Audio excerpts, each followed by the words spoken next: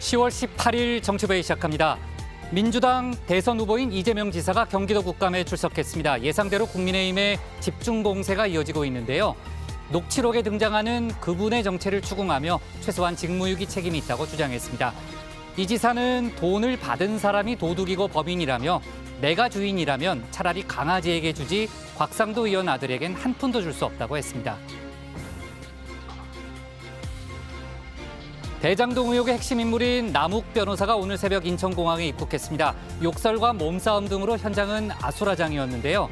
검찰은 남 변호사를 특가법상 배임 등 혐의로 공항에서 체포했습니다.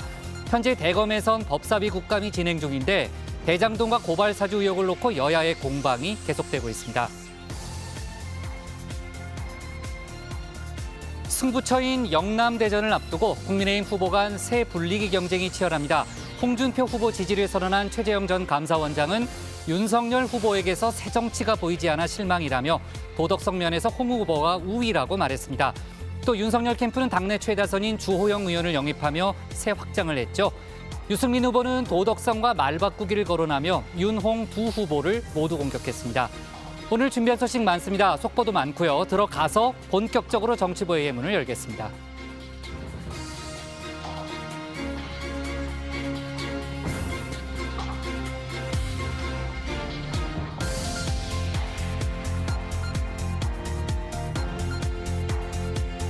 국가대표 정치뉴스쇼 정치부회 시작하겠습니다. 오늘 회의는 박마커 신채커 류 실장 조멘토 그리고 정치부회 애청자 정 의원분들과 함께하겠습니다. 정 의원들과 소통하면서 또 속보는 수시로 반영하면서 회의를 진행하겠고요. 특히 경기도 국감 또 법사위에서는 이제 대검 국감이 진행 중이기 때문에 또 유독 많은 속보가 들어올 걸로 예상이 됩니다. 류 실장, 조금 전에 이제 얘기했던 대로 이제 남욱 변호사가 오늘 입국해서 이제 바로 현장에서 이제 체포가 됐잖아요. 자, 그 얘기는 잠시 후에 저희가 상황실에서 짚어보고요. 자, 예상대로 오늘 국감, 경기도 국감 아주 치열하게 공방이 진행 중인데 국민의힘에서는 대선 후보직 사퇴를 거론했죠. 네, 그렇습니다. 국민의힘에서는 이 측근 비리가 확인이 되면 후보직에서 사퇴할 거냐 이렇게 물었는데요. 이재명 지사는 윤석열 전 검찰총장을 끌어들여서 반격을 했습니다. 윤 전 총장의 측근이 100% 확실한 그분의 문제에 대해서 국민의힘이 윤 전 총장을 사퇴시킬 건지 먼저 답을 하면 저도 답변하겠다. 가정적인 질문은 옳지 않다. 이렇게 맞받은 겁니다. 네, 저도 이제 국감을 쭉 지켜봤는데 이 지사가 반박 패널까지 준비해 와서 직접 이제 설명하는 그런 모습이었고요. 조금 전에 저도 이제 헤드라인에서 얘기했지만 차라리 강아지에게 주지 곽상도 의원 아들에게 돈을 줄 수 없다. 뭐 이런 얘기도 쓰면서 이제 강공 이제 분위기였죠. 뉴스픽5에서 오전부터 지금까지의 경기도 국감 상황을 총정리할 예정인데요. 그 전에 이제 조금 전에 이제 정회됐던 이제 행안위 국감이 다시 재개됐다고 하니까요. 현장 분위기가 어떤지 잠깐 보고 그다음에 이제 본격적인 발제를 이어가도록 하겠습니다. 현장으로 가볼까요? 인물 관계도로 설명을 하겠습니다. 조우영은 박영수 전 특검을 변호인으로 선임을 하는데 이 박영수 전 특검을 소개해 준 사람이 김만배 씨입니다. 그리고 박영수 전 특검과 윤석열 당시 중수 이과장은 뭐 주지하다시피 너무나 가까운 형제와도 같은 사이로 알려져 있죠. 그리고 김만배 씨 누나 천화동인 3호 김명옥 씨는 아주 우연히 윤석열 전 총장의 부친 집을 사줍니다. 이런 관계가 있고 또 놀라운 사실은 이 조우영을 정영학 회계사가 대장 PFB 이강길에게 소개하고 당시에 정영학 회계사와 남욱은 대장 PFB 아주 핵심적인 그런 역할을 한 사람들입니다. 이때 윤석열 전 총장이 이 부산저축은행 대장동 대출 비리와 관련해서 철저하게 조사를 하고 조우영 등을 엄벌하고 그리고 불법 대출금을 환수했더라면은 지금과 같은 그런 천문학적인 돈잔치는 없었을 것으로 생각이 됩니다. 우리 지사님께서 어떻게 생각하십니까? 네, 제가 이 점에 대해서 두 번 페이스북에 입장을 냈습니다. 너무 명백한 대출 비리 사건인데 이거를 수사의 대상에서 제외했다는 게 도저히 납득이 안 돼서 당시 주임 검사로서 답변하라 라는 말씀을 두 차례 드렸습니다. 네, 그렇죠. 저는 뭐 전체적으로 이런 문제를 근본적으로 바로잡을 수 있는 것도 그 궁극적으로는 그야말로 개발 이익의 공공 환수제 또는 국민 환수제라고 생각합니다. 지사님께서 계속적으로 주장을 해오셨는데 이와 관련해서 한 말씀 부탁드립니다. 이게 아까 말씀드렸던 것처럼 토지를 단순히 소유한 것만으로는 개발 이익을 취할 수가 없고 거기에는 이제 정관계 이 유력자들의 지원과 도움이 불가피한데 여기도 보면 일단 1차에서 살아남게 된 원인은 윤석열 후보의 수사 제외가 원인이었던 것이죠. 그때 당시 회수였더라면 이 사람들은 이제 공중 분해됐을 것이다. 이런 생각이 들고 두 번째는 이제 수원지검 수사 때도 역시 배제된 게 문제고 세 번째는 공공 개발을 했으면 이런 거 다 없어지는 거죠. 그런데 이것 자체를 제도적으로도 봉쇄돼 있을 뿐만 아니라 우회적인 방법, 지방채라도 발행해서 하려고 하는 성남시의 시도를 당시 국민의힘, 지금도 국민의힘이 맞죠. 국민의힘이 조직적으로 당론으로 막았기 때문에 생긴 일입니다. 네. 다음 질의 잠깐 하겠습니다. 네, 지금 현재 경기도 국감 상황을 저희가 봤고요. 국민의힘 쪽에서는 뭐 오늘 하루 종일 이재명 지사에게 공격의 칼을 세웠는데 또 민주당 쪽에서는 한편으로는 방어하면서 또 한편으로는 윤석열 전 총장에 대한 공세를 이어가고 있습니다. 조금 전에 이제 민주당 이해식 의원의 질의를 저희가 잠깐 봤는데 특히 이제 그 박영수 전 특검과 윤석열 전 총장의 관계 그 사이에 이제 그 화천대유 대주주인 김만배 씨가 있다는 그런 주장을 했고요. 특히 이재명 지사도 최근에 이제 페이스북을 통해서 윤석열 전 총장을 많이 저격했는데 그 부산저축은행 수사를 윤석열 전 총장이 제대로 안 해서 여러 가지 이제 대출 비리와 관련된 문제가 더 커졌다라는 그런 주장을 이어가고 있습니다. 자, 아무튼 이제 여야가 서로 이제 공세를 이어가고 있는 그런 상황인데요. 자, 이제 본격적으로 저희가 이제 그 발제를 들어보면서 오늘 국감 상황을 정리해 보도록 하겠습니다. 그럼 신혜원의 뉴스픽 5부터 오늘의 정치보회의 출발하겠습니다.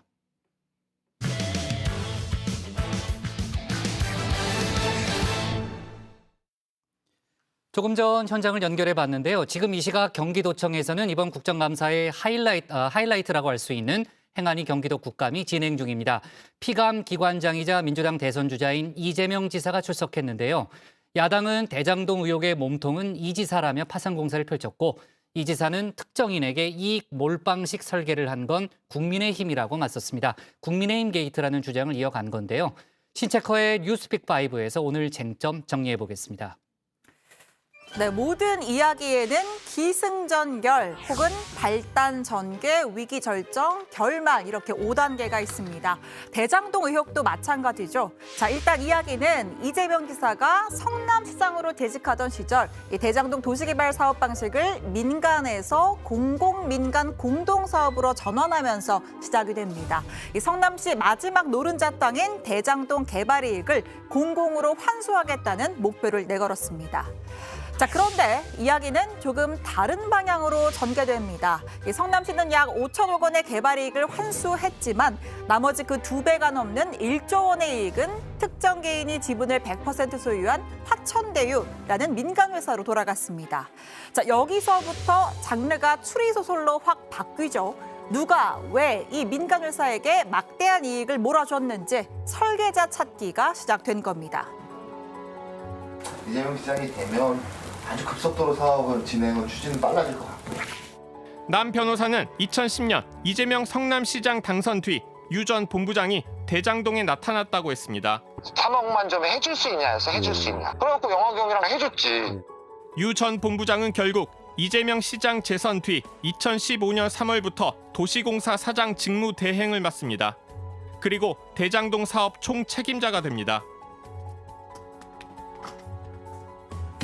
네, 핵심은 특정 민간 회사의 슈퍼 하이 리턴이 돌아가는 배당 구조를 누가 설계하고 또 승인했는지입니다. 앞서 이재명 지사는 자신이 대장동 사업의 설계자라고 말했죠. 사실 이 설계는 제가 한 겁니다. 네, 하지만 자신은 사업 그 자체를 설계한 것일 뿐 대장동 비리 게이트를 설계한 적은 없다고 주장합니다. 대신 화천대유 관계자들을 토건 비리 세력으로 지목했습니다. 토건 비리 세력이 결국은 또 살아남아서 다른 얼굴로 금융기관의 외피를 쓰고 나타나서 자, 그리고 이제 이야기는 절정으로 치닫습니다. 이 지사는 집권 여당의 대선 후보가 됐고 야당은 대장동의 그분은 이재명, 몸통은 이재명이라며 파상 공세를 퍼붓고 있습니다. 크고 작은 탐색전을 거쳐서 양측 모두 최강의 화력을 동원한 필사의 전투에 돌입하죠. 이름하여 경국대전, 대망의 경기도 국정감사가 시작됐습니다. 결론적으로 말씀드리면 장물을 나누는 사람들이 도둑입니다. 그리고 돈을 받은 자들이 범인이죠. 네, 오늘 뉴스픽5는 이재명 지사가 출석한 행안위 경기도 국감만으로 꾸려봤습니다. 앞서 소개한 이 대장동 이야기의 결말을 유추해볼 수 있는 아주 중요한 하루였는데요. 이 경국대전의 승자가 대장동 이야기는 물론이고 차기 대선에서도 해피엔딩의 주인공이 될 가능성이 높습니다. 자, 먼저 첫 번째 국감픽 키워드, 대장동 그분입니다. 단 1원도 안 받았다는 설계자는 어떤 사람일까요? 돈으로 무죄 사고, 호화 변호사 선임하고 선거 때 조직 굴리기 위해 돈을 지배하는 자가 그분입니다.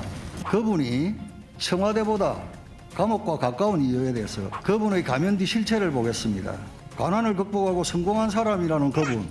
그러나 그분의 진면목은 권력과 돈의 교집합 꼭대기에서 세상을 내려다보고 있습니다. 자, 국민의힘의 첫 번째 주자로 나선 김도읍 의원, 이재명 지사를 아수라의 제왕이라고 칭하면서 선공에 나섭니다. 음주운전과 형수 욕설 그리고 여배우 스캔들 등 이 지사의 치부를 조목조목 지적하더니 결국 그분은 청와대가 아니라 감옥에 가깝다면서 한 방을 날리죠. 자, 그러자 이 지사 주춤하는 기색조차 없이 국민의힘을 도둑에 비유하면서 맞대응에 나섭니다. 세상에 단순한 이치가 있습니다. 누가 도둑이냐 이렇게 얘기를 하면 도둑을 작물을 가진 사람이 도둑인 게 맞습니다. 부정부패의 주범은 돈을 받은 사람입니다. 제가 만약에 진짜 화천대유의 주인이고 돈을 가지고 있다면 정말 길 가는 강아지에게 던져줄지라도 곽상도 의원 아들 같은 분한테는 절대 한 푼도 줄 수 없다 이런 말씀 드렸잖아요. 자, 방금 보셨나요? 피감기관장이 직접 이렇게 팻말을 들고 나온 것도 상당히 이례적인 일입니다. 그만큼 이 지사의 전투력이 높다는 이야기겠죠. 이 지사가 계속해서 도둑 비유를 들자 국민의힘은 아예 이 지사가 연상된다는 영화를 직접 틀어 보입니다. 이 손으로 꼭 한번 만들어 우리 대장동 게이트를 설계하시는 분이 이재명 지사님이시고 또 실무자는 유동규다. 대장동을 설계했지만 대장동 게이트를 설계한 건 아니죠. 말하세요. 본인은 하고 싶은 말씀 다 하시면서 왜 저 의원 질의하는 걸 가로막아요? 사실관계를 분명해야지. 최종적인 책임자는 사실은 우리 지사님 아니십니까? 이 국민들의 좌절감, 상실감에 대해서 누가 책임을 질 겁니까? 국민들께서는 그렇게 지적할 수 있다고 생각합니다. 제가 국민을 대표해서 묻는 거 아닙니까? 자, 두 번째 경국대전의 픽은 측근입니다. 대장동의 최대 수혜자 화천대유 그리고 청화동이 내는 이 지사의 측근들로 알려진 이들이 여럿 포진해 있습니다. 경기도청에 좌진상 우동규라는 말이 많이 돌아다니고 있습니다. 들어보셨습니까? 좌진상 우동규, 제가 정말 가까이 하는 참모는 동규 이렇게 표현되는 사람은 아닙니다. 미안하지만. 네, 알겠습니다. 경기관광부사는 경기도 산하기관 중에 두 번째로 중요한 기관입니다. 근데 여기에 1호로 임명하신 산하기관이 유동규 씨입니다. 대통령이 되시면 사면은 안 하시겠죠?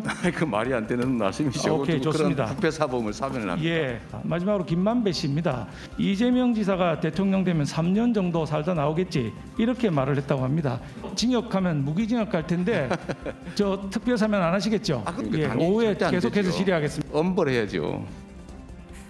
네, 이 지사는 배임과 뇌물수수 혐의로 구속된 유동규 전 본부장과 관련해서 인사권자로서 깊이 사과드린다라고 했습니다. 저도 아직 믿기지 않는 상황이라면서 참으로 안타깝고 개인적으로 보면 배신감을 느낀다고도 했죠. 일부 직원이 오염됐다, 도둑과 연합했다라는 표현도 썼습니다. 자, 이런 가운데 국민의힘은 이른바 조폭 측근설까지 제기했습니다. 이 지사가 과거 성남시에서 활동한 국제 마피아파 핵심 인물과 유착 관계였다는 주장입니다. 이재명 도지사는 도지사가 아니라 국제 마피아파 수계급으로 처벌받아야 한다고 할 만큼 국제 마피아와의 유착 본위원회 볼 때 박철민 씨가 자신의 모든 것을 걸고 얼굴과 실명을 공개하며 이 이사의 측근 계좌 20억 가까이 지원했고 증거할 수 있는 통장도 있다고 주장하고 있습니다. 이 사실 알고 있습니까? 자, 어쨌든 공익 정의야 다 들어보세요.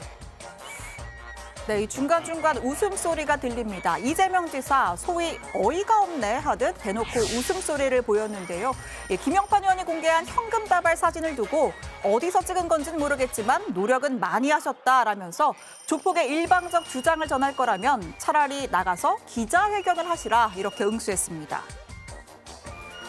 일단 결론은 제가 이렇게 했으면 옛날에 다 처벌받았을 것이고요. 그래서 한 말씀만 좀 드리면 이래서 국회의원의 면책특권을 제한해야 됩니다. 이게 자꾸 무슨 학예회 하는 것도 아니고. 네, 경북대전의 세 번째 픽은 재판 거래로 꼽았습니다. 지난해 이재명 지사가 대법원에서 무죄 판결을 받을 수 있었던 건 캐스팅 보트를 주고 있던 권순일 전 대법관이 무죄 의견을 냈기 때문이죠. 판결 전으로 화천대유의 대주주 김만배 씨를 8차례 만나고 이후에 화천대유 고문까지 맞는 석연치 않은 정황까지 더해지면서 의혹이 커졌습니다. 이에 이재명 지사, 대법관 13명 중 1명에게 한다고 될 일이냐 이렇게 반문했죠. 매월 1,500만 원 정도의 보수를 받으며 법률 자문을 했다고 합니다. 상식적으로 제가 2015년에 예측을 해가지고 내가 나중에 재판을 받게 될 것 같다, 유죄가 될 것 같다, 대법원 갈 것 같다고 해서 미리 준비했다는 얘기는 아니실 것 같고, 그 다음에 대법원이라고 하는 게 13분이 계신데 그중에 한 명한테 뭘 한다고 해서 되지도 않을 일이고요. 자, 이 답변은 곧장 네 번째 픽, 변호사비 대납 의혹으로도 이어졌습니다. 앞서 한 시민단체는 이 지사가 변호사비 3억 원을 썼다고 밝힌 것과는 달리 특정 변호사에게 현금과 주식 등 20여 원을 준 의혹이 있다며 검찰에 고발을 했죠. 현재 수원지검이 수사를 진행 중입니다. 5건의 재판을 했고요. 그래서 총 14명이고요. 네. 저는 변호사비를 농협하고 삼성증권 계좌로 다 송금했고 그 금액은 2억 5천만 원이 조금 넘습니다. 그리고 대부분 다 사법연수원 동기거나 대학 친구, 법대 친구들 이런 분들이어서. 자, 마지막 픽은 역공으로 꼽았습니다. 자, 이 지사는 자신의 답변 시간을 최대한으로 활용하면서 여유 있는 모습을 보였습니다. 피감 기관장으로선 이례적인 손팻말도 그랬고요. 또 상대의 말문을 막히게 하는 웃음도 그러했습니다. 자, 이른바 무지개 반사 신공도 빛을 발했죠. 측근 비리가 있으면 사퇴하냐 이렇게 말씀하시면 윤석열 총장의 측근이 100% 확실한 그분 문제되면 A를 물으면 A를 답변하셔야죠. 시킬 건지 먼저 답해 주시면 알겠습니다. 저도 답을 하도록 하겠습니다. 지사님, 국민들은 생각이 듭니다. 가정적 질문을 하시는 건 옳지 않죠. 윤석열 지검장이 있는 서울지검에서 이준석이라고 하는 성남시 조폭을 데려다가 수사를 하면서 이재명 비리가 있으면 불어라 라고 계속 압박을 하면서. 네, 이래서 이번 국감을 차기 대선의 전초전 또는 대리전이라고 하는 걸까요?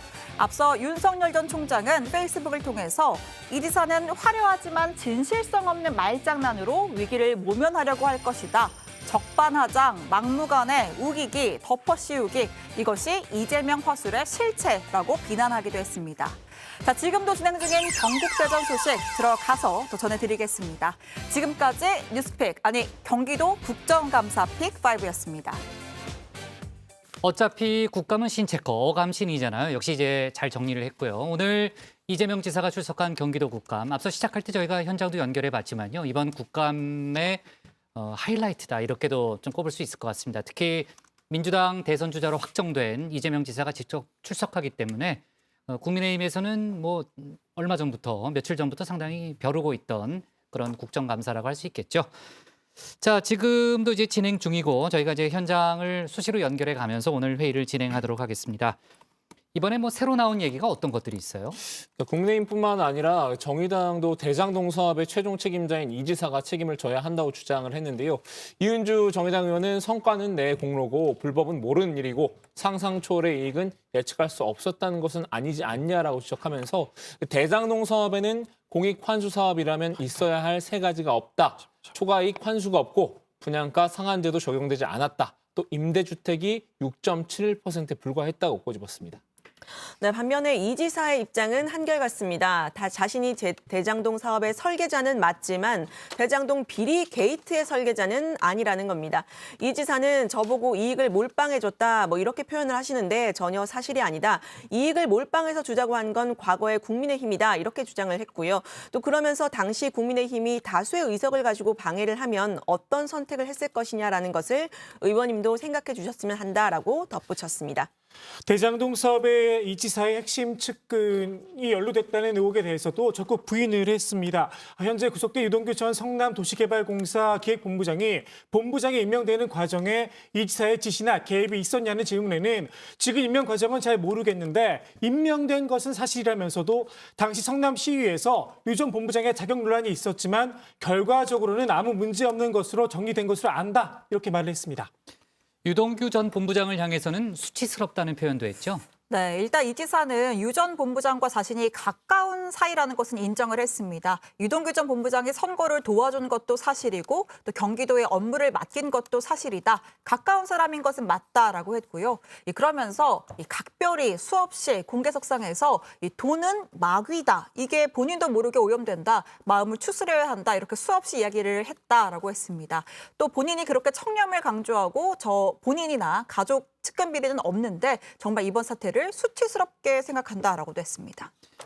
오늘 이 지사의 지사직 사퇴 또 대선 후보직 사퇴 여부를 묻는 질문도 나왔죠. 네, 이 지사는 경기지사직 사퇴 시점과 관련해서는 제가 가진 공직이 함부로 던질 수 있는 게 아니라면서 국감이 끝난 뒤 도민 의견을 수렴하고 적절한 절차를 거쳐 적절한 시기에 하겠다고 답했습니다.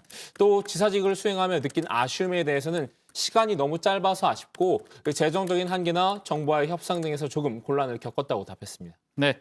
자, 대선 후보직 사퇴와 관련해서 이제 윤석열 전 총장을 거론하면서 역공을 취하기도 했는데요. 오늘 이 지사가요, 국감 도중에 몇 차례 웃음을 보이기도 했죠. 네, 그랬습니다. 이 지사는 이 성남 지역의 마피아, 이 조폭 연루설을 제기하는 이 국민의힘 의원의 질의에 대해서 흐흐흐 크크 이렇게 하면서 웃음을 참지 못하는 모습을 보였습니다.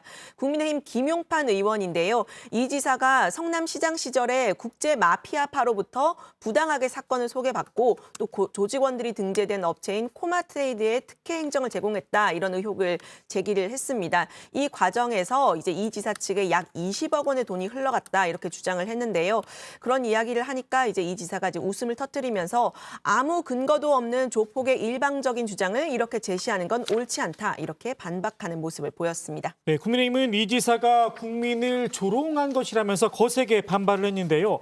이 지사가 시종일관 비웃는 자세를 유지하는 건 자신은 이 사건과 연관이 없다고 과장해서 표현하려는 의도가 깔려 있다. 동시에 이를 지켜보는 국민들에 대한 모독행위라고 지적을 했습니다.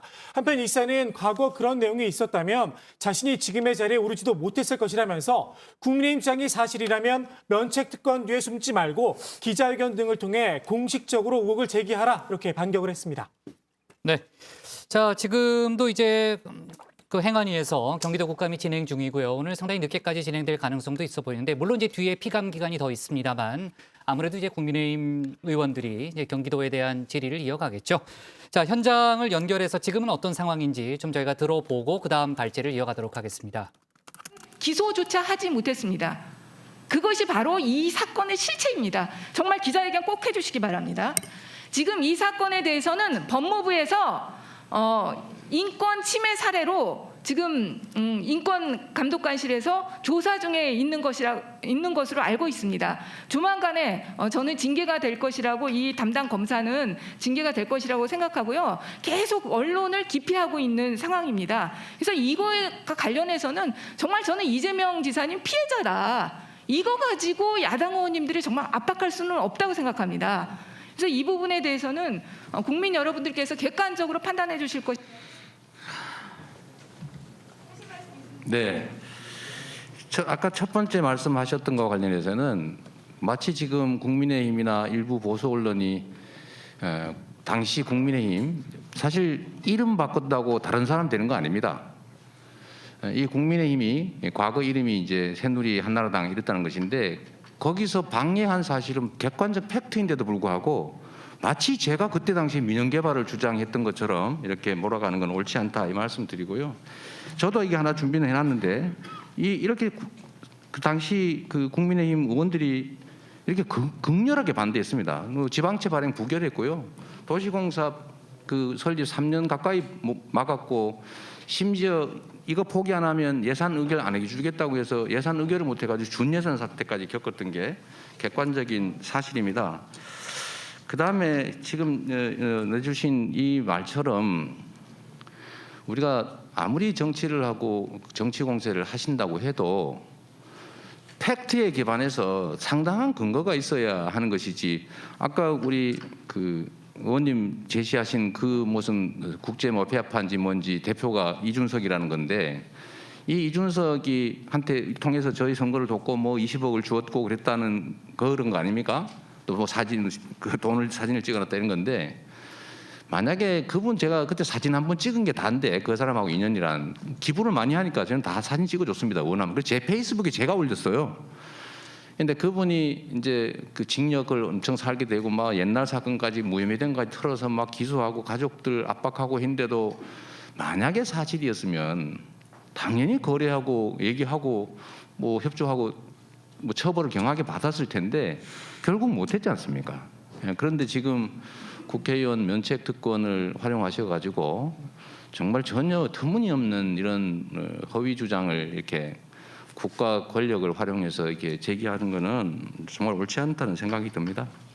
예, 백혜련 의원님 수고하셨습니다. 다음은 부산 남구 갑의 박수영 의원님 질의해 주십시오. 네, 당군 이래 최대 게이트라고 하는 우리 대장동 8,500억 원 사건. 이 사건 관해서 자꾸 옛날 이야기, 옛날에는 어땠다, 누가 우리 뭐 한나라당이 어쨌다, 뭐 이런 얘기를 하시는데 가장 중요한 것은 지금 이 사건 당시에 누가 책임자였느냐, 누가 시장이었느냐, 누가 결재했느냐, 누가 이 틀을 짰느냐, 이게 중요한 건데 자꾸 옛날 이야기를 하십니다.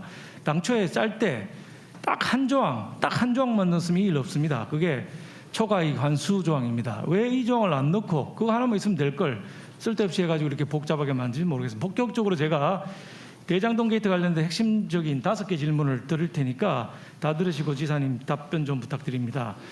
이 대장동 게이트 복잡해 보입니다. 국민들 보기에. 근데 아주 간단합니다. 대장동 게이트는 공권력을 이용해서 땅을 싸게 수용하고 비싸게 분양해서 그 차익을 먹은 겁니다. 우선 첫 번째가 원주민의 고혈을 착지한 건데 하나은행 컨소시엄은 1조 이상 될 거라고 봤습니다. 땅 보상해 주는데. 그런데 3차 협약에 나와 있는 실보상비는 6,894억이라서 저기서 이미 3천억이 비는 겁니다. 자, 원주민들 원성 아주 치열합니다. 저한테 찾아오고 김은혜 의원 찾아오고 난리가 났습니다. 두 번째는 분양가입니다. 지금 입주해서 살고 계시는 분들 평균 분양가 2,500만 원에 B완부지는 3,600만 원, 판교에서도 제일 비싼 가격으로 지금 분양이 되어 있습니다. 공공이 개발했으면 싸게 땅을 수용했으면 싸게 공급을 해야지 이렇게 비싸게 공급해서 고혈을 빨아먹고 있는 원주민도 고생, 들어간 분도 고생하는 이 구조가 막대한 8,500억의 원인인 것입니다. 세 번째는 한번 보시겠습니다. 지사님 대선 공약 중에 100만 원 임대주택 짓겠다 뭐 이런 것도 있으신데요. 실제 보시면은 법상 25%는 임대주택을 지어야 됩니다. 근데 계획서에는 15.3% 짓겠다고 되어 있고 실제로 또 변경을 해가지고 6.7%밖에 지금 짓지를 않았습니다. 말씀으로는 100만 원 짓겠다, 임대주택 어려운 사람 도와주겠다 하시면서 실제로 나온 거는 저기서부터 줄이고 계신데 어떻게 100만 원을 짓겠습니까? 6.7% 법에 어긋나는 일입니다. 그 다음에 대장동 개발의 53% 아까 말씀하셨죠. 공공시설 용지 면적이 53% 아주 훌륭하게 잘했다라고 자랑을 하셨는데 사실 그 옆에 광교 신도시는 무려 72%가 공공시설 용지 면적입니다. 이렇게 20%포인트나 차이 나는 거를 공공시설 용지를 적게 하고 나머지를 팔아먹어서 수익을 받는데 그러다 보니 주민들이 전부 지금 날린 겁니다. 편의시설 없다, 공원 없다, 교육시설 모자라다, 주차장도 없다. 동사무소 지으려고 돈을 주고 더 땅을 사고 있는 상황입니다. 이 금액의 차이, 이 퍼센트의 차이가 우리 대장동이 얼마나 엉망으로 진행됐는지를 알려주는 수치라고 생각을 합니다. 새로 나온 수치였습니다. 그다음에 자 5,503억을 공공환수를 했다 이렇게 주사를 하시는데 이거 말도 안 되는 건 건설 사업 해본 사람 다 알고 저처럼 공직 30년 한 사람 알 수 있습니다. 자 터널은 920억 이거 5,503억 다 부풀려져 있는데 터널은 920억이 아니고 230억이라는 게 지난번 지사님 재판 과정에서 밝혀졌죠. 공원 지하 주차장, 공원 조성 이거 원래는 당연히 해야 되는 일들입니다. 사업자한테 부담이 되어서 기반 시설 하라고 조건만 부과하면 되는 겁니다. 다만 저 공원은 뭐 신흥동 지구에 떨어진 데 했다고 하는데 그건 더 문제입니다. 대장동에서 벌은 돈은 대장동에 써야지 왜 엉뚱한 동네 갔습니까? 그러니까 대장동에 지금 기반 시설이 모자라고 공원이 모자라고 주차장이 모자라고 하는 불만이 입주한 주민들로부터 나오게 되는 것입니다. 자, 사업 배당이익 1,822억 이거 어디서 나온 겁니까? 지사님 말씀하시는 임대주택 1안 2안 4만으로 보고했더니 임대주택 용지는 사지 말고 배당이익은 성남시 정책 방향에 따라 활용하자 해서 주민들 다 나눠주지 않았습니까? 1,000억 나눠주셨다면서요. 자, 임대주택 지을 돈 그거를 받아가지고 주민 나눠줬는데 이게 수익입니까? 1,822억은 배당 수익이 아닙니다. 배당 수익이 아니라 이건 임대주택을 지어서 가난한 사람한테 가야 될 땅을 지사님이 뺏어와서 선거에 활용하신 거예요. 5,503억 전체적으로 부풀려져 있습니다. 공원 조성비 1,400억을 군인공제에 보상했고 조성하는 데는 300억 정도 든다고 하니 주차장 포함해도 돈이 많이 빕니다. 이 돈 다 어디로 갔습니까? 5,503억 부풀려져 있기도 하지만 내용 하나하나를 따져보면 여기 경기도 국장들, 실장들 다 나와 있지만은 이게 어떻게 환수한 이익입니까? 이거는 사업자가 당연히 해야 될 사업 그 부관의 조건에 넣으면 되는 걸 억지로 뺏어와서 이거 다 넣어도 56%밖에 안 됩니다. 광교 신도시 72% 따라가려면은 신흥동 공원 넣어도 56%밖에 안 됩니다. 훨씬 적게 공공용지 확보한 것입니다. 네, 질문에 대해서 순서대로 저도 답변을 드리도록 하겠습니다. 첫째, 자꾸 옛날 얘기한다고 하시는데 이게 현재도 전국의 지방자치단체에서 다 개발이익 민간이 100% 갖는 민간 개발을 허가하고 있습니다. 그리고 그 성남시의 이 결합 개발 방식 또는 민관 합동 방식은 획기적인 새로운 정책이다 이렇게 얘기를 해서 당시에 언론의 칭찬도 많았지만 국내의 지방자치단체들이 대대적으로 벤치마킹을 수십 곳이 했고 중국의 영현시도 와서 이거 벤치마킹해서 시행하고 있는 걸로 압니다. 또 한 가지는 초과이익 조항을 왜 안 넣었냐 이건 제가 아까도 수없이 말씀드렸습니다만 위례 신도시에서 2억 5천 투자 5% 투자해서 1,100억으로 예정된 수익의 절반을 받기로 했더니 나중에는 300억으로 줄어가지고 분양가는 240만 원이 더 올랐는데 300억밖에 안 남았다면서 150억밖에 저희가 배당을 못 받았습니다. 그래서 그런 문제 때문에 비용 부풀리기나 아니면 부정거래를 막기 위해서 고정해라. 땅값이 떨어지든 사업이 망하든 적자가 나든 관계없이 일정액을 확보해라. 이렇게 방침이었기 때문에 당연히 이렇게 하는 것이다.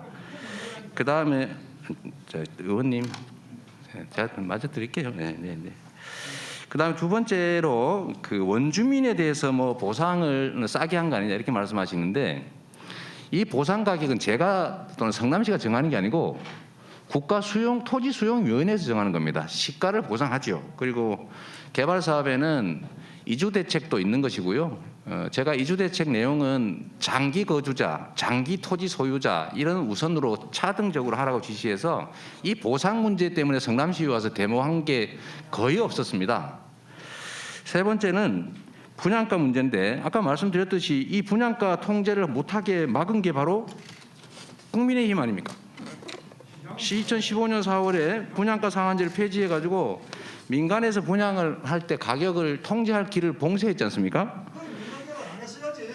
그걸 민간 개발을 하게 강제한 게 국민의힘 아닙니까? 제가 공공 개발하려고 했잖아요. 이 자료에 다 들어있어요. 거짓말하지 마세요. 참. 예, 또 마저 더 자, 하세요. 방해하지 마시고요. 자, 김도우 의원님.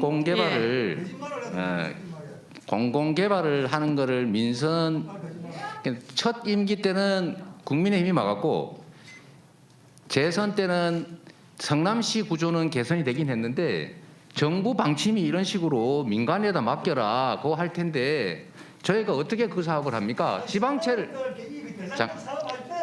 그러니까. 김도우 의원님, 박수영 의원님 질의고요. 박수영 의원님께서 질문에 따라 답해달라고 하셔서 거짓말한다고 진행돼 나가고 있는 말씀하시는 게 겁니다. 거짓말입니다.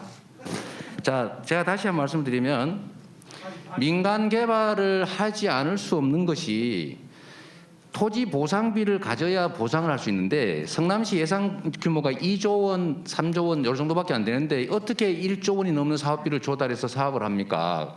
그 가능성을 해결하려면 지방채를 발행해야 되는데 지방채를 중앙정부가 승인을 해주겠습니까? 예. 그래서 못했다. 그래서 결국은 어쩔 수 없이 민간 합동 개발을 할 수밖에 없게 했는 게 국민의힘이다. 이 말씀드리고요. 세 번째로 임대주택 비중 얘기는 아까 본인이 만드신 우리 존경하는 의원님께서 만드신 자료 자체에 보니까 그 임대 비율을 낮춘 게 2019년이네요. 제가 그때는 시장이 아니었습니다. 네 번째, 광교는 공공시설이 많이 들어가 있다. 이거는 거기가 도청도 들어가고 이렇게 하니까 예외적으로 이렇게 많은 것이고요. 전국 평균 토지 비율은 공공택지가 48%, 보통 52% 정도를 분양하는데 여기는 반대다. 이 말씀을 드립니다. 그리고 마지막으로 아니 이거를 이해를 못하신 건지 일부러 그러시는 건지 모르겠는데 아까 우리 의원님들께서 보여드린 것처럼 기부 체납하는 공공시설은 사업지구 내의 공공시설을 말하는 겁니다. 그 사업지구 내의 공공시설에 귀속된 액수는 약 7천억이라고 하는 것이고요. 1공단은 이 사업 부지 내가 아니라 10km가 떨어져 있는 본시가지입니다. 이 본시가지의 본시가지의 공원을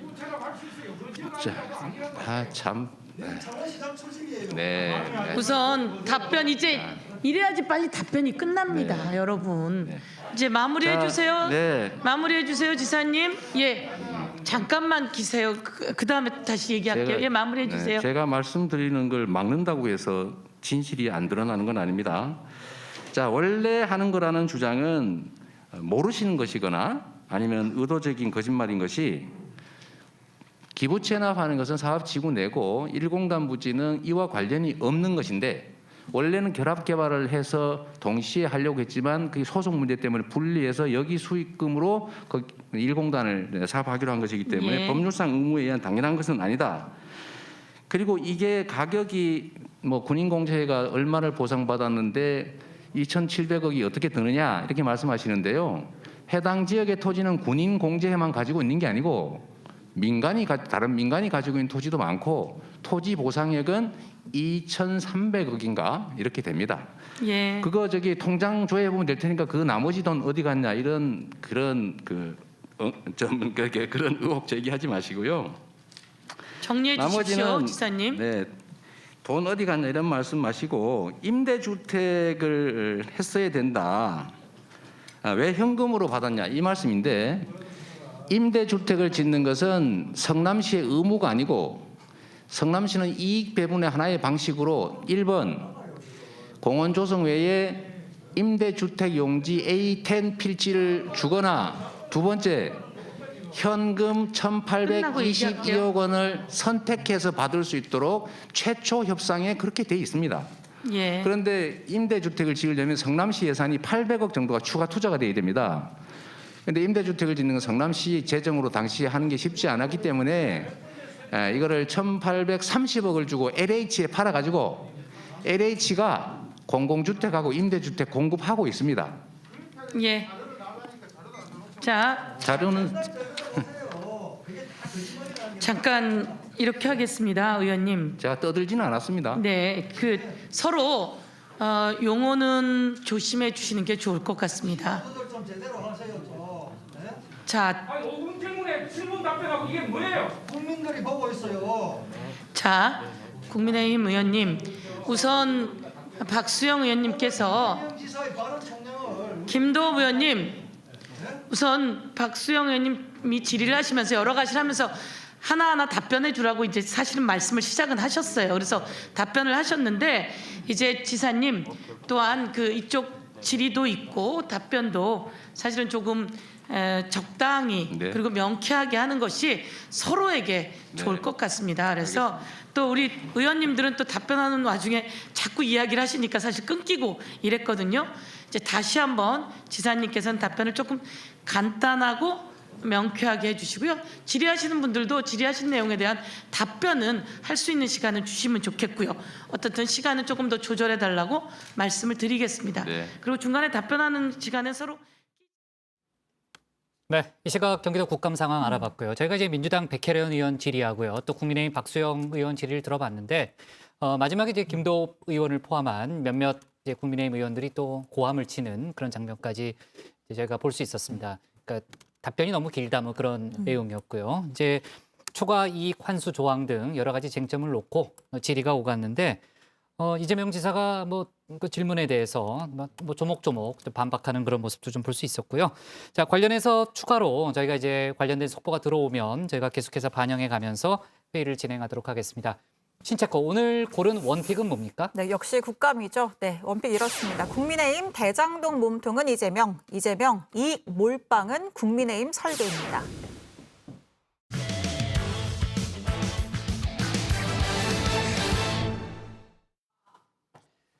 대장동 의혹의 키맨 남욱 변호사가 오늘 새벽 귀국했습니다. 공항에서 바로 체포됐는데요.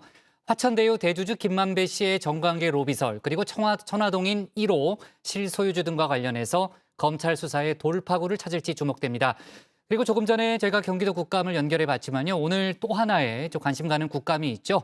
지금 법사위에서는 대검 국정감사가 진행 중인데 이 소식까지 류정화 상황실장이 정리했습니다.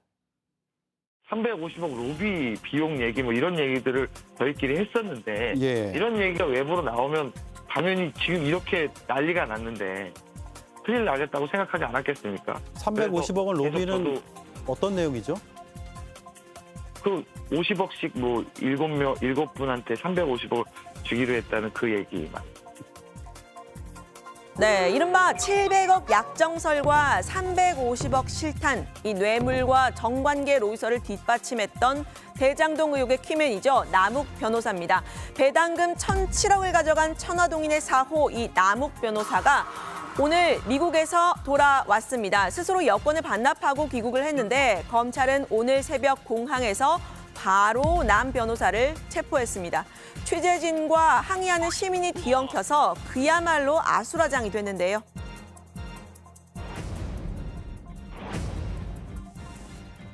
미국 사전 도피 의혹도 있었는데 왜 들어오신 건가요? 죄송합니다. 저기 마지막으로 하나만 더 물어볼게요. 저기 앞으로 일정 어떻게 진행될지 말씀 좀 부탁드리겠습니다. 잘 모르겠습니다. 아니, 소명하신다고 하셨잖아요. 여기 아무 좀 부탁드립니다.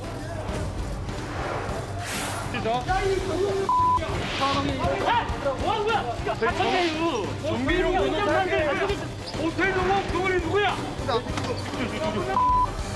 천화동인 1호 실소유자 누굽니까? 하시고 싶은 말씀 좀 부탁드릴게요.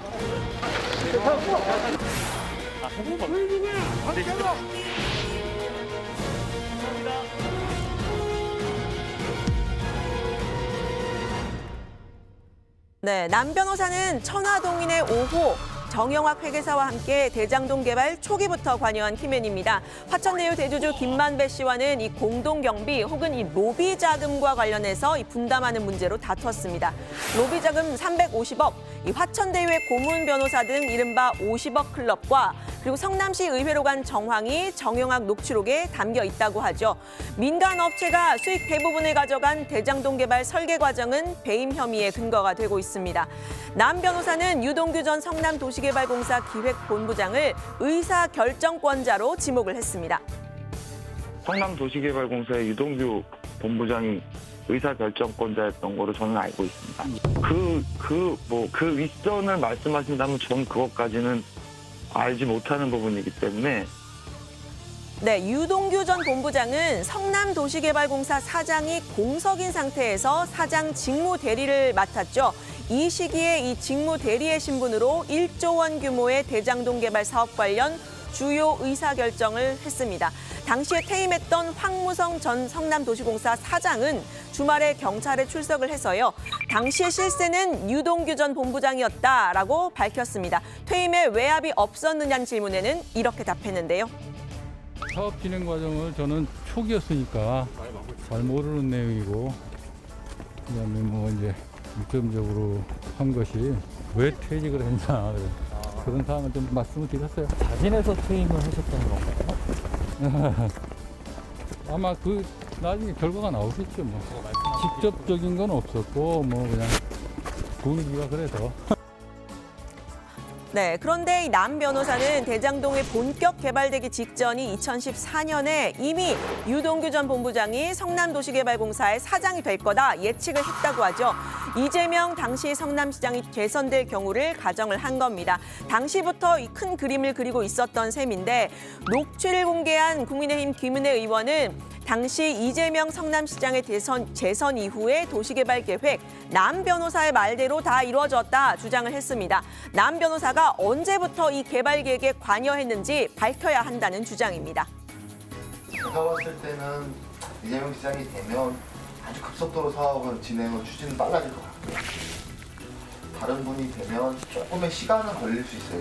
제가 듣기로는 다음 사장 다시 재선되는 공사 사장 뭐 얘기가 있다고 저는 이제 그렇게 들었는데 요새 저희는 이제 민감한 시기라 저희는 안 만나거든요. 이재명 시장이 되고 유동규 본부장이 사장이 되면 사임하면 네, 앞서 이재명 지사는 이 남 변호사와 정영학 회계사 같은 대장동 개발의 구사업자는 공중분해됐다고 생각했다라고 밝힌 적이 있죠. 하나은행 컨소시엄을 통해서 그러니까 금융기관의 외피를 쓰고 있어서 이들의 존재는 몰랐다고 말을 했습니다. 수익 배분 구조에 대해서도 관여하지 않았다는 입장이죠. 제 기억으로는 9명이 구속되고 11명이 기소됐는데, 그러고 난 다음에 저는 그게 이 토건 비리 세력이 공중분해됐다고 생각했습니다. 토건 비리 세력과 국힘 정치 부패 세력의 합작 커넥션이 줄기만 잘린 상태에서 뿌리는 그대로 살아있다가 새로운 모양으로 얼굴을 바꾼 다음에 사업자로 나타났던 것이고요. 네, 남 변호사의 귀국으로 검찰이 새로운 전기를 마련할지가 관심인데요. 김만배 씨에 대한 영장이 기각이 되면서 검찰이 좀 위축이 된 상태죠. 오늘 새벽에 체포된 남 변호사에 대해서는 48시간 안에 영장을 청구할 수도 있다, 이런 보도도 나옵니다. 구속된 유동규 전 본부장에 대해서는 이 만료 시한인 20일쯤 기소할 거다, 이런 이야기도 나오는데요. 유 전 본부장은 구속 여부를 다시 심리해달라라고 구속 적부심을 오늘 신청을 해놓은 상태입니다. 검찰은 대장동 개발과 거의 유사한 위례 신도시 사업까지 겨냥을 하고 있다고 하는데 검찰 수사 과정 지켜봐야 할 듯하고요. 이른바 이 이재명 국감 때문에 좀 가려졌지만 오늘 법사위에서는 김오수 검찰총장이 직접 출석해서 난타전을 벌였습니다. 김오수 총장의 국감 출석 취임 후에 처음이죠. 특검을 주장하고 있는 국민의힘은 검찰의 부실 수사를 강하게 질타했습니다. 먼저 김오수 총장이 지난해 12월부터 총장 임명 직전까지 성남시에 고문 변호사를 했다는 점을 비판했습니다. 수사 지휘권을 회피해야 하는 거 아니냐라는 주장인데요. 김 총장은 대장동 수사와는 관계없다, 억울하다라고 했습니다. 수사 지휘권을 회피할 사항이 아니라고도 했습니다. 많이 억울하죠.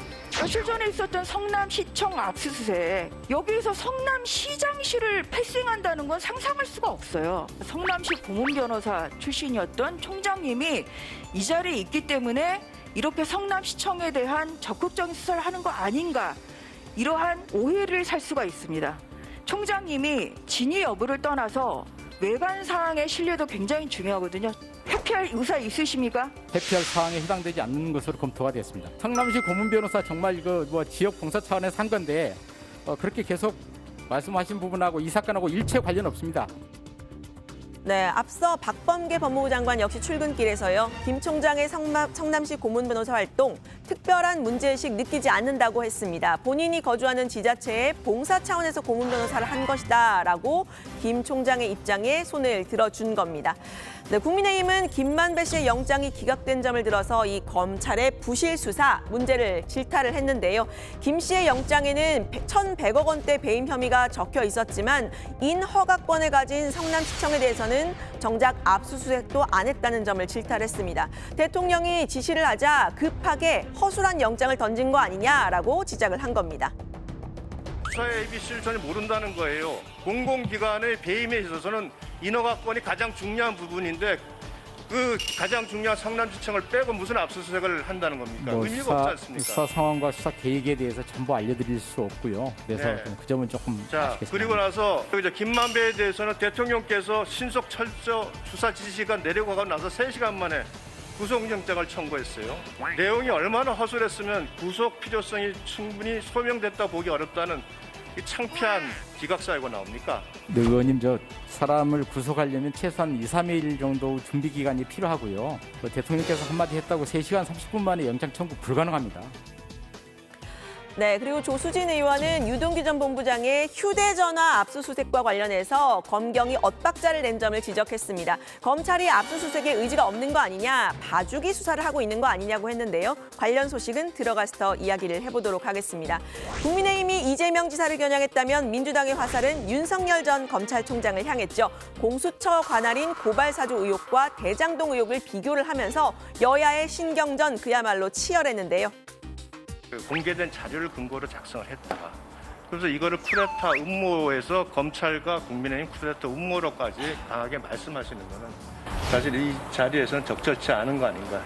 만약 같은 논리라면 지금 국민의힘에서는 대장동 사건 가지고 지금 이재명 후보와 관련성이 아무것도 없어요. 그 의혹 제기 그만하세요. 그 얘기 한마디도 하지 마시면 저희도 이 얘기 안 할게요. 네, 앞서 경기도 국감에서도 전해드렸지만 이 민주당은 대장동 개발의 종잣돈 2011년 부산저축은행 부실 대출에서 왔다고 지적을 하고 있습니다. 당시 윤석열 전 총장이 중수부 소속 담당 검사였고 변호사 선임에는 이 화천대유 고문이기도 한 박영수 전 특검이 관여를 했다는 건데요. 지금의 이 대장동 개발 비리가 등장한 건 당시의 수사 부실에서 시작된 거 아니냐 하는 의혹을 제기한 겁니다. 어떻게 이 부산저축은행 이 비리 사건 중에서 대장동 대출 사건이 빠질 수가 있었느냐, 납득이 가지 않는다라고 지금 보는 겁니다. 핵심적인 어떤 그런 부분에 있어서 특수부 변호인의 어떤 그런 관계가 작동하지 않는 거냐라는 그 변호인이 바로 박용수 특검이 소개한 변호사가 대리를 했다라고 지금 이야기를 하고 있고요. 그 당시에 그 주임 검사가 대검 중수 이과장인 윤석열 후보가 담당을 했다라고 하는 겁니다. 네, 민주당은 또 이 윤 전 총장에 대한 법무부의 징계가 정당하다고 봤던 행정법원의 판결을 들었습니다. 추가 조치가 필요하다고 공세를 폈는데요. 윤 전 총장의 재직 당시에 만들어진 판사 사찰 문건, 그리고 채널A 사건 감찰 방해 등의 법적 문제가 있다고 본 만큼 검찰 내부에 추가 조치가 있어야 한다고 주장한 겁니다. 민주당은 이와 관련해서 윤 전 총장 등을 공수처에 고발하기도 했는데요. 들어가서 더 이야기를 해보도록 하겠습니다. 윤석열 전 총장 가족 얘기도 나왔습니다. 총장 재직 당시에 이 부인 김건희 씨의 도이치모터스 주가 조작 사건과 또 장모와 관련한 여러 사기 사건들에 대해서 부실 수사한 거 아니냐라는 얘기입니다. 민주당의 박성준 의원은 당시 가족에 대한 수사 부실 문제를 전직 대통령 박근혜 씨와 최서원 씨의 관계에 빗대기도 했는데요. 윤석열 총장 아니었습니까? 그 당시 국정농단 사건을 하면서 박근혜 최순실을 어떤 공동체로 특정했습니까? 경제공동체를 특정하면서 그 범죄 사실을 입증하지 않았습니까? 그러면 저는 윤석열 총장이 검사 시절에 장모와 부인의 이런 이권 개입 사건에 대해서 알았거나 묵인했을 경우에는 어떻게 되는 겁니까? 이익 공동체가 형성되는 거 아닙니까? 제가 거기 공동 정범이 됐을 가능성도 있는 거고요. 최소한 방조죄가 적용될 수 있는 사안이 아닌가. 유념해서 또 대부분의 검사들은 열심히 바르게 일하고 있다는 말씀 드리고 싶습니다. 네, 행안위뿐 아니라 이 법사위에서도요. 이재명 대 윤석열 두 대선 주자들의 대리전으로 진행이 됐습니다. 김호수 검찰총장은 이 윤 전 총장과 관련한 질의에 대해서는 전임 총장이라 답변이 어렵다 이런 모습도 보이기는 했지만 수사선상에 오른 의혹들에 대해서는 철저히 수사하겠다는 입장을 밝혔습니다. 대장동 의혹 관련 부실 수사도 도마 위에 올랐죠. 일단 오늘 귀국한 남욱 변호사에 대한 수사 결과부터 지켜보도록 하겠습니다. 오늘 발제는 이렇게 정리합니다. 공항에서 체포된 남욱, 검찰 수사 돌파구 될까? 법사위도 이재명 대 윤석열 대리전. 네, 오늘 경기도 국감 못지않게 대검 국감도 여야 전쟁터였습니다. 김호수 검찰총장이 국감에 처음 등판한 거죠, 조멘토? 네, 그렇습니다. 김호수 총장이 지난 5월에 임명이 됐으니까요. 국감은 이번이 처음인데요. 민주당은 윤석열 전 총장을 겨냥했습니다. 윤 전 총장이 검찰 사유화와 검찰권 남용의 장본인이다 이렇게 공격을 했는데요. 공수처 관할인 고발 사주 의혹뿐 아니라 이재명 당시 성남시장 표적수사 의혹, 채널A 사건 관련 감찰 방해 등 총장 재직 시절에 문제가 많았다고 지적을 했습니다. 직접 들어보시죠. 이재명 성남시장의 표적수사 의혹은 당시 중앙지검 윤석열 지검장, 한동훈 3차장 산하에서 일어난 일입니다. 이들이 강압회유 수사를 묵인 방조 공모했는지 따져봐야 됩니다. 국기문란 고발사주 사건입니다. 2020년 4월 3일 저질렀던 고발사주는 그 정치검사 윤석열의 정말 진면목을 보여줍니다. 총장님, 네. 전직 검찰총장이 이렇게 많은 범죄에 연루되어 있는 거 정말 뼈아프죠. 전임 총장에 대해서 제가 언급하는 것이 그렇게 비판 못하면 네. 그것도 문제가 심각하다고 봅니다.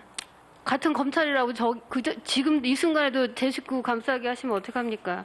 검찰총장님이 새로 이 시점에서 검찰이 국민 앞에 다시 서는 계기가 되는 검찰총장이 되셔야지 잘못한 걸 잘못했다고 말씀 못하시는 것 자체가 제 식구 감싸기죠. 다시 한번 말씀해 주시기 바랍니다. 전임 총장이셨을 뿐만 아니라 현재는 그 정치에 입문하셔서 대권을 노리고 있는 분이어서 국민들이 판단할 문제라고 생각합니다. 저로서는 개인적인 생각은 있지만 여기서 언급하는 건 적절치 않은 것 같습니다. 관련된 수사들이 진행될 것으로 생각합니다.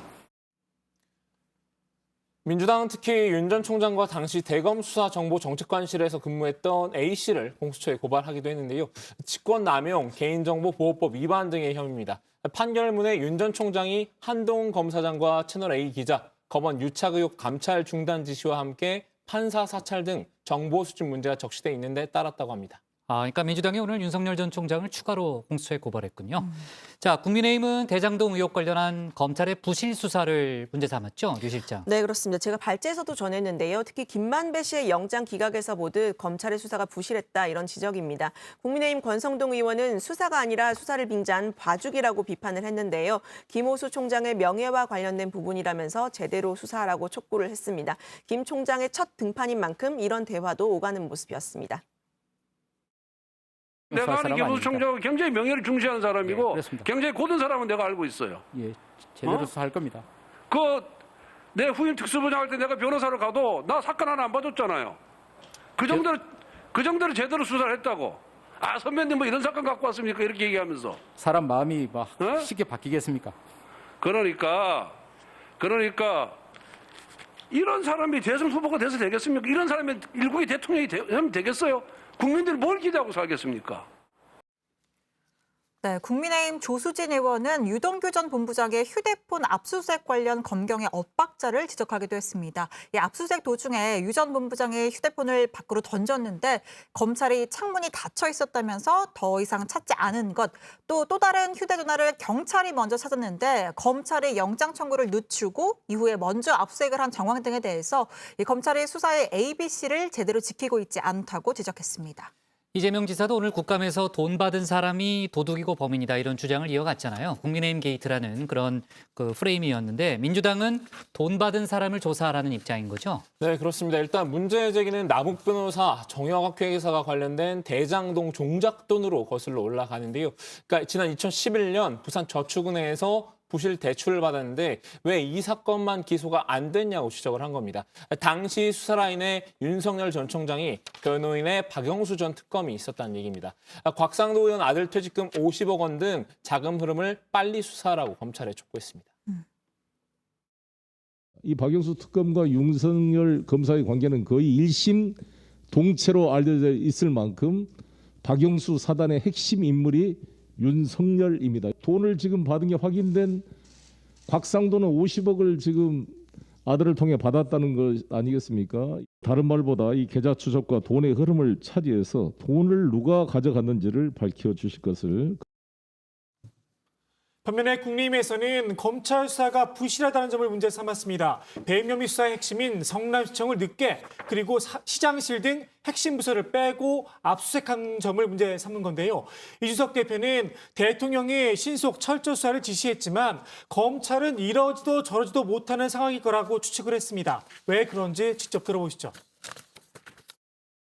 열심히 수사해라. 그래가지고 성역 없는 수사해라. 그래가지고 윤석열 전 총장이 성역 없는 수사를 했더니만은 뭐 이제 사실상 불이익 조치를 주고 굉장히 괴롭히지 않았습니까? 문재인 대통령께서 뭐 국감 이후에 만약 이재명 후보를 만나가지고 경우 수사기관 입장에서는 저 사람 빼고 하라는 건가? 이런 생각도 할 수 있습니다. 그래서 상당히 곤란한 지점에 놓여 있다는 생각이 듭니다.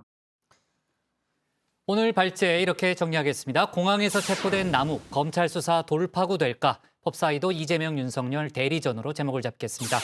다음은 박준우 마커의 주민으로 갑니다.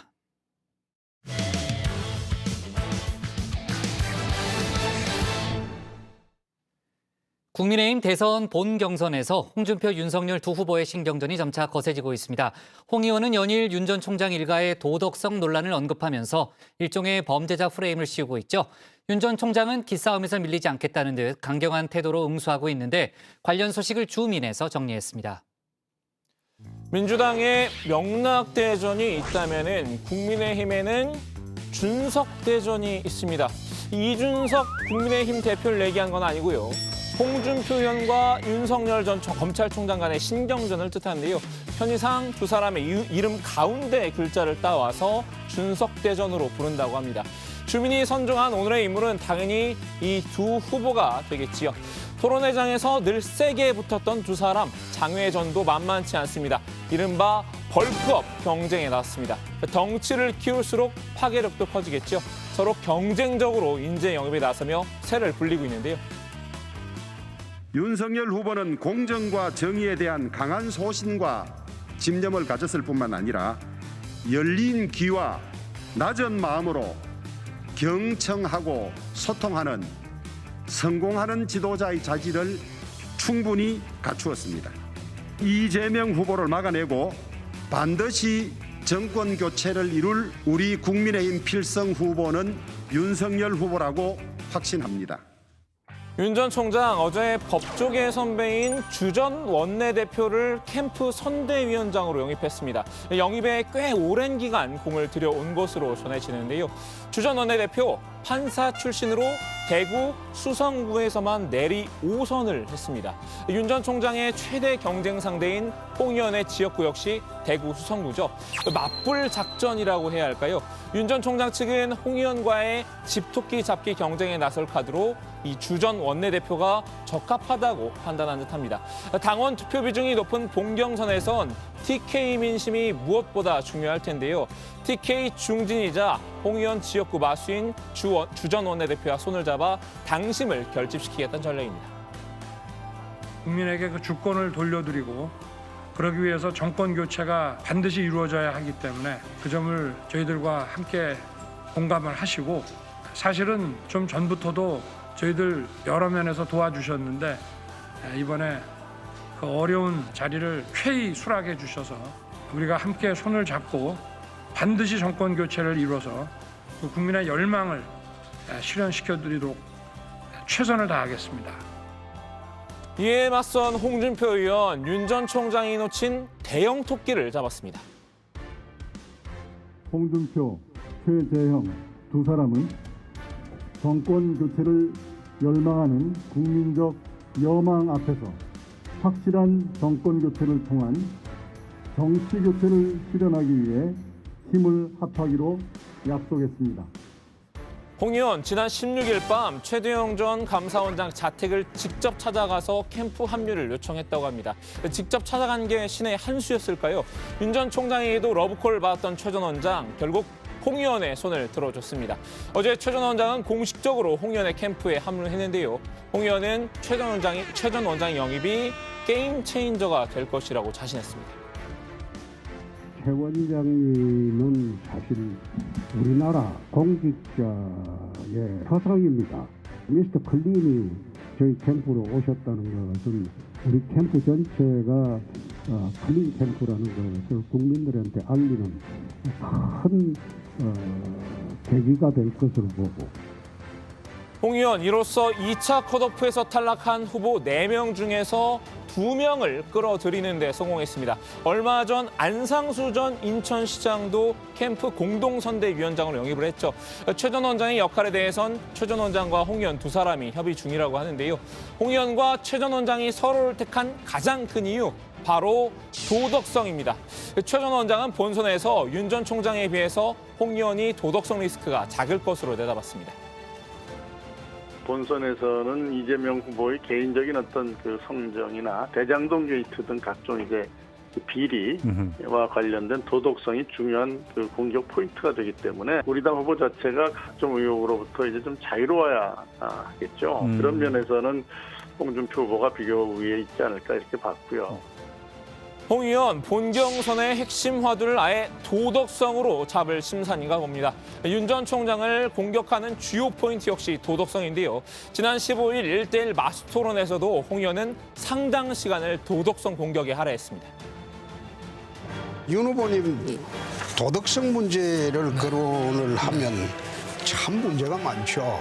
본인 문제가 지금 걸려드는 게 몇 가지가 있는데 주요한 거는 고발 사주 연루 의혹이 지금 첫째로 등장하고 지금 우리 당 대선 후보 사상 가장 많은 후보 리스크가 큰 인물이 윤석열 후보입니다. 본인 리스크, 부인 리스크, 장모 리스크 이렇게 많은 리스크를 가진 후보를 제가 처음 봤습니다. 도덕성 문제에서는 피장파장이다.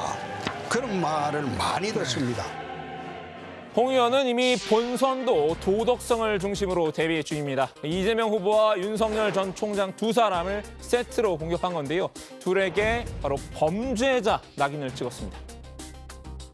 윤 후보를 야당 후보로 만들어 대장동 비리 의혹에 끌어들여 물타기 대선을 하려는 이재명 후보의 책략은 누가 봐도 뻔한 범죄자끼리 대선을 획책하는 기만 전술이 아닙니까?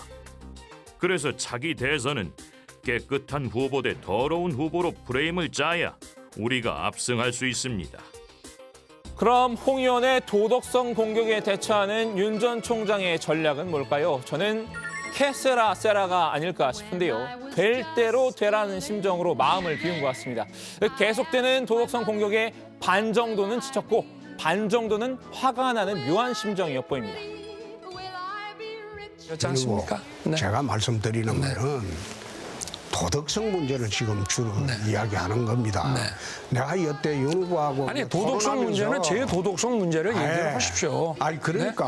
네? 아니 그러면 저 후보님의 후보님의 처남이 어디 무슨 교도소 공사 준다고 그래서 실형 선고받고 이런 거는 본인 도덕성하고 관계가 없는 거죠. 아니 나하고는 없죠. 아니, 마찬가지죠. 그건 직계지 않습니까? 아니 직계든 뭐든 아니 서로 생활과 그 경제 생활을 달리하는 사람인데 그거는 가족 공동체죠. 아이 계속 하십시오. 그럼. 지금 4분 이상 차이가 나고 참 뭐라 하시겠습니까? 4분 이상 차이가 나니까 의도적 무례라고 해야 할까요? 검사 선배니 정치 선배니 해도 더 이상 홍 의원과의 기싸움에 밀리지 않겠다라고 작정한 것 같은데요. 얘는 진흙탕으로 이렇게 이거 하나만 내가 말씀드리고 전 말이죠. 그렇게 당을 26년 지키셨다고 하면서 뭐 4선입니까? 5선입니까? 거기다 지사도 하시고 했으면은 좀 격을 갖추십시오.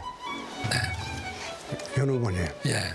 내가 여태 토론하면서 윤 후보님 궁지 몰린 적 한 번도 없어요. 거기에다가 이거를 갖다 붙이는 거는 들으셔야죠. 그거는 저 이재명의 대장동 사건을 상당히 격화시키고 좀 봐주겠다는 얘기시네 보니까. 그런 식으로 거기다가 아니 그 수천억의 검찰총장까지 하셨습니다. 그런 식으로 억지 부리면 아유 정치 26년 하시고 왜 그렇게 하십니까? 그만.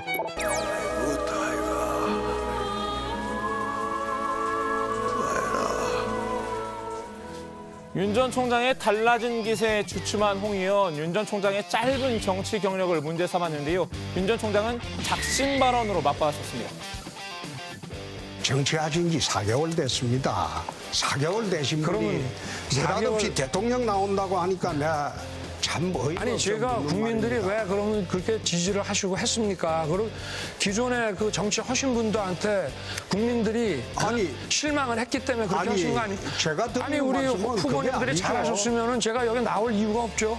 그러면 국민이 불러. 이런 윤 전 총장의 강경 대응에 결례 논란도 일었습니다. 특히 토론회 직후 홍 의원과 인사를 나눈 장면이 도마 위에 올랐는데요. 한 온라인 커뮤니티에 올라온 영상이 있습니다. 지금 나오고 있는데요. 윤 전 총장이 홍 의원의 어깨를 툭 치면서 그만해라. 아 진짜라고 말한 듯한 모습을 담고 있습니다. 정확히 어떤 말을 했는지는 알 수 없지만요. 선배인 홍 의원에게 다소 과하다는 비판이 일었습니다. 윤석열 후보가 홍준표 후보를 마치 후배처럼 이렇게 어깨를 툭툭 치면서 잘했다는 식으로. 실제 대화 내용은 모르겠습니다만 그 장면도 역시 이게 선배 대접을 너무 안 한다. 어떤 얘기를 하면서 했던 특정 제스처에 대해서 선배를 선배 대우 안 한다거나 그렇게까지 생각할 필요는 없잖아요. 한번 보세요. 두 분 사이는 괜찮은 걸로 알고 있습니다.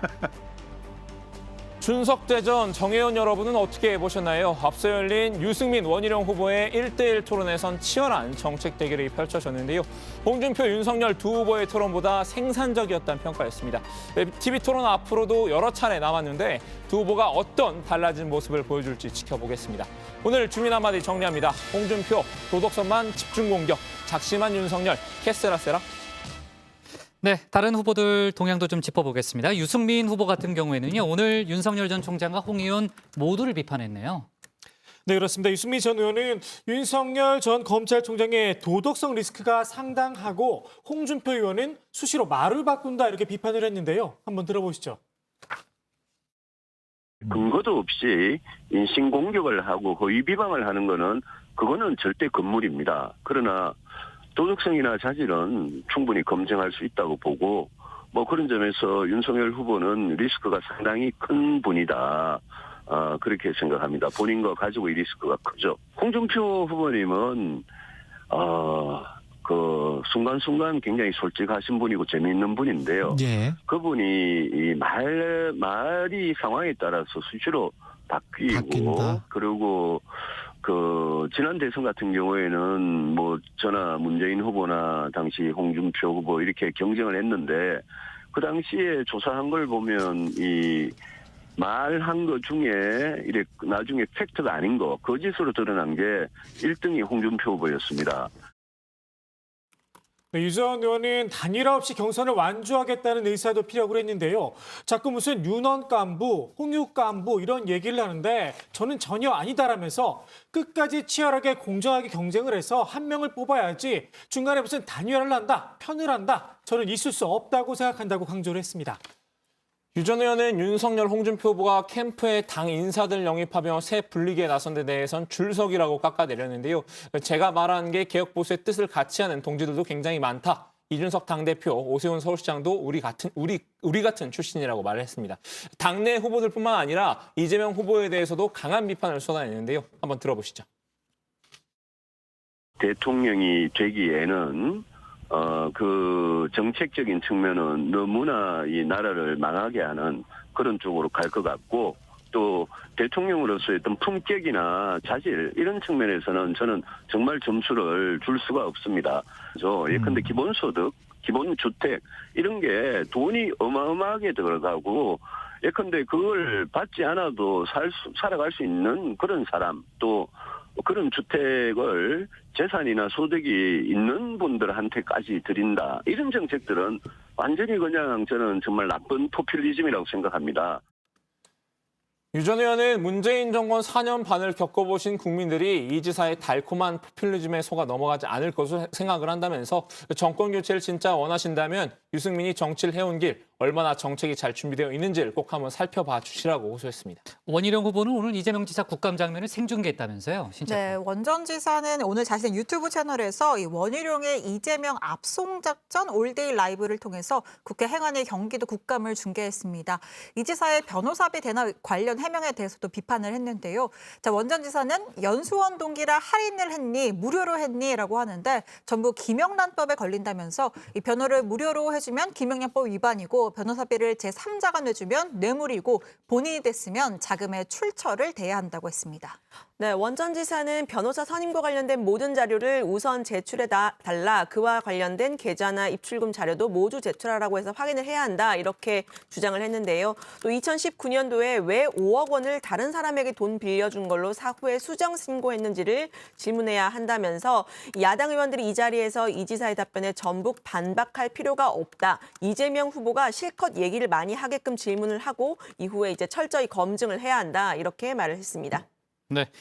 자, 그리고 이제 황교안 전 대표가 득표율 조작 주장을 이어가고 있잖아요. 이준석 대표가 오늘 상당히 거친 발언을 해가면서 분노를 표출했는데 보수의 악성 종양 같은 문제다 이런 언급을 하면서 앞으로 이제 해당 행위에 대해서 대처를 하겠다라는 그런 입장을 밝혔는데 아무래도 이제 경선 과정에 찬물을 끼얹거나 지장을 주기 때문에 그런 발언을 한 거겠죠. 자, 좋습니다. 오늘 주민 제목 이렇게 정리하겠습니다. 연일 도덕성 때리는 홍준표, 강경 대응 윤석열, 어깨 툭툭 결례 논란으로 제목을 잡겠습니다.